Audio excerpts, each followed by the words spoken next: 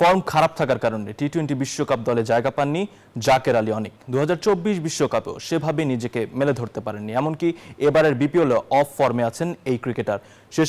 শেষ 9 ম্যাচের 5টিতেই রানের খাতায় 2 অঙ্ক স্পর্শ করতে পারেননি তিনি। জাকের আলীর বর্তমান ফর্মের বিস্তারিত থাকছে রিপোর্টে।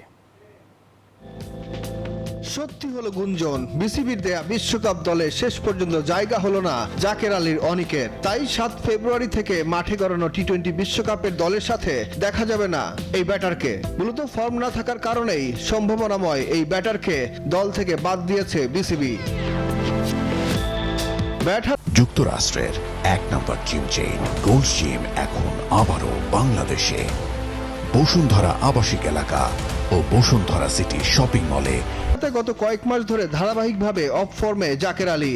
গত বছর জুলাইয়ে পাকিস্তানের বিপক্ষে 48 বলে 55 রানের একটি ইনিংস খেলেছিলেন এই ব্যাটার। তবে সেই ইনিংসের পর থেকে এখন পর্যন্ত আর কোনো উল্লেখযোগ্য পারফরমেন্স দেখাতে পারেননি তিনি। তার ফল হিসেবে টি-20 বিশ্বকাপের দল থেকে বাদ পড়লেন জাকের। শেষ 9 টি-20 ইনিংসের মধ্যে 5টিতেই তিনি আউট হয়েছেন 1 অঙ্কের ঘরে। আর শেষ 14 ইনিংসে জাকের 30 রানের বেশি করেছেন মাত্র 2 ম্যাচে। এবারের বিপিএলেও ফ্লপ জাকের আলী অনিক। এখন পর্যন্ত 3 ইনিংসে মাত্র 2টি 4-এর দেখা পেয়েছেন তিনি। ছক্কা মারতে পারেননি একটিও। সুখন সরকার, নিউজ 24।